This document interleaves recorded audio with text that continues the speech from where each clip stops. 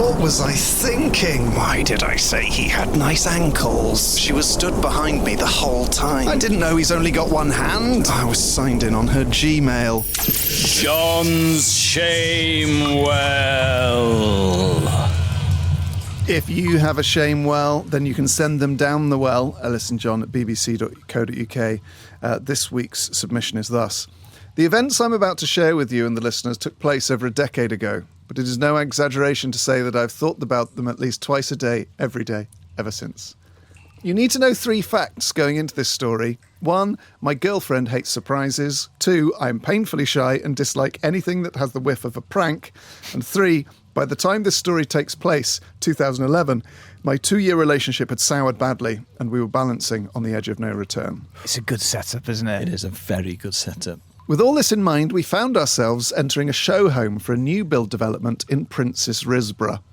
A property neither of us wanted to buy, least of all with each other, and certainly not in a part of Buckinghamshire we could ill afford to live in. The only reason we were here is because early in our relationship we'd looked around a show home pretending to be newlyweds, and something inside us, or me at least, was yearning for that same energy and fun.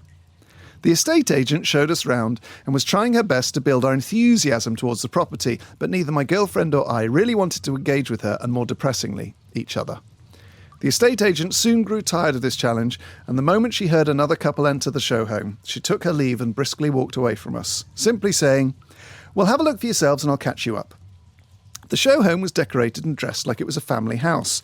We entered one bedroom that was decked out in a Harry Potter theme, clearly aimed at a child.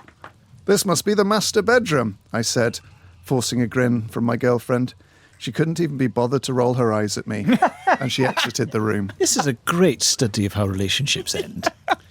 As I was following her, I spotted a Harry Potter costume consisting of a wizard, hat, glasses, cloak and wand.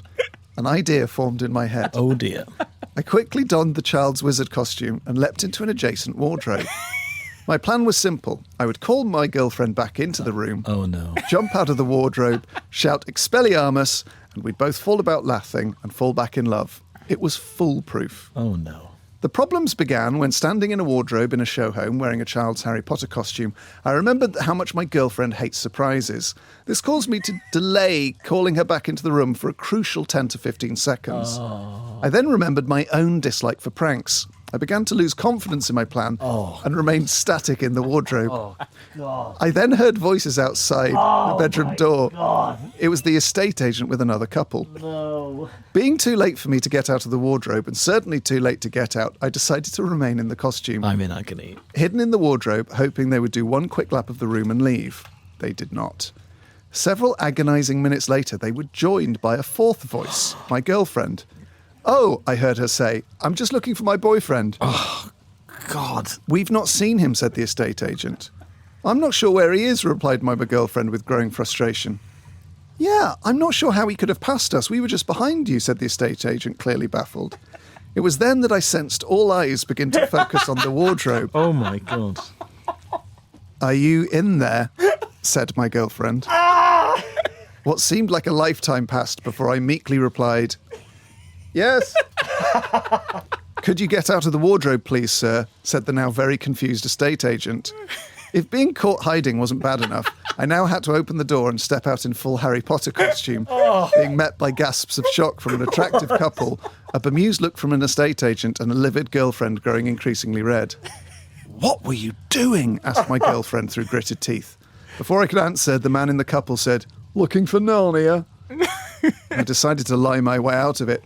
I can't remember exactly what I said, as all I could hear was my heart beating in my ears, but I remember mumbling something about feeling sick, feeling confused, having low blood sugar and needing the toilet. Amazing. None of which would adequately explain why I, a 28-year-old man, would end up in a wardrobe dressed like a wizard. My girlfriend and I drove home without acknowledging each other, spending the remainder of the weekend in separate rooms before finally breaking up on the Monday. To this day, I have never offered an explanation, but I hope that, unlike me, she isn't reminded of this breakup every time she sees Harry Potter. Fantastic. And right now it's time for the 5 Live News.